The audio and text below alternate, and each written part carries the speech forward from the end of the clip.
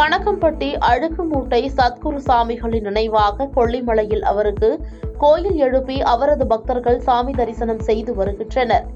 நாமக்கல் மாவட்டத்தில் அமைந்துள்ள கொல்லிமலை பகுதி 70 கொண்டை ஊசி வளைவுகளுடன் இயற்கை வளங்களுடன் எழில்மிகு அமைந்துள்ளதால் அது பிரசித்தி பெற்ற சுற்றுலா தலமாக விளங்கி வருகிறது. கொல்லிமலை பகுதியின் குக்கிராமமான வடகாடு கிராமத்தை சேர்ந்த விவசாயியான காளிமுத்து கடன் பிரச்சனையால் மன உளைச்சலில் இருந்துள்ளார். அப்போது அவரது கிராமத்தை சேர்ந்த ஒருவர் கணக்கம்பட்டி சத்குரு ஆலயத்திற்கு சென்று வந்தால் மன உளைச்சல்கள் நீங்கும் என கூறியுள்ளார்.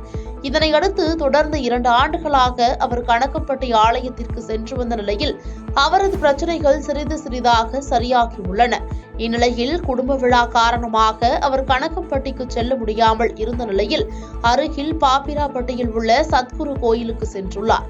அப்போது அங்கிருந்த சாமியார் ஒருவர், உனது இடத்திலேயே சத்குருவிற்கு கோயில் கட்டி வழிபடு என கூற, காளிமுத்துவும் வடகாடு கிராமத்திலேயே கோயிலை அமைத்து கடந்த 2 ஆண்டுகளாக சாமி தரிசனம் செய்து வருகிறார். அக்கிராம மக்களும் இக்கோயிலிற்கு வருகை தந்து சாமி தரிசனம் செய்து வருகின்றனர். ஒரு சிறிய கிராமம் வடகாடு. என்னுடைய பேர் காளிமுத்துங்க. இந்த ஊர்லயே நான் பிறந்து வளர்ந்தேங்க. நான் ரொம்ப கஷ்டத்துல இருக்கும்போது தாங்க எனக்கு வந்து ஐயா சொன்னாங்க, கணக்கம்பட்டி பாப்பா உன்னோட இது தீர்வு கிடைக்கும் அப்படின்னு சொன்னாங்க. நான் போயிட்டு 1 வருஷம் 2 வருஷம் 2 வருஷமா போயிட்டே இருந்தேங்க. என்னுடைய கஷ்டங்கள் எல்லாம் கொஞ்சம் கொஞ்சமா நீங்கிக்கிட்டே இருந்ததுங்க. நீங்க பார்த்தீங்கன்னா நான் மட்டும் பயன்பட்டா பத்தாது அப்படின்னு தான் மக்களுக்கு இது தெரியப்படுத்தலாம் அப்படின்றதாங்க. நான் அப்புறம் தீபாவளிக்கு வந்தேங்க. தீபாவளிக்கு வந்துட்டு பார்த்தீங்கன்னா ஐயா கோயிலுக்கு போக முடியல அப்படின்ட்டு பௌர்ணமி பார்த்தீங்கன்னா கொல்லிமலைக்கு வந்துட்டு என்னால் போக முடியலைங்க. சரி என்னடா பண்ணுறது அப்படின்றத ரெட்டிப்பட்டியில் அப்புறம் ஐயா கோயில் அங்கே ரெட்டிப்பட்டி கோயிலுக்கு போகும்போது பார்த்தீங்கன்னா அவர் சாமி பிரேம் சாமி அங்கே இருந்தாருங்க. அவரு போய் எனக்கு இருந்தாருங்க.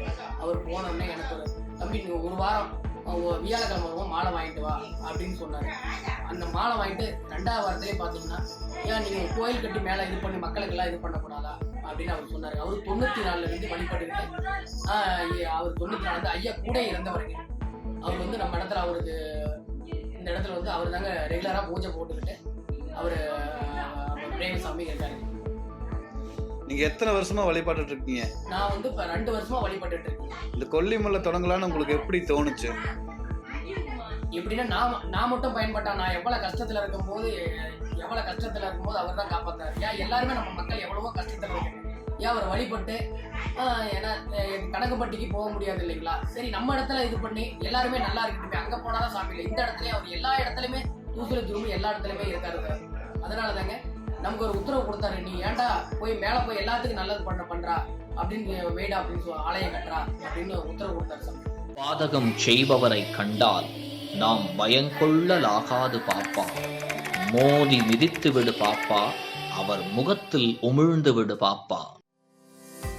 அண்மை செய்திகளை உடனுக்குடன் தெரிந்து கொள்ள இணைந்திருங்கள் இயம்நாடு தொலைக்காட்சியுடன்.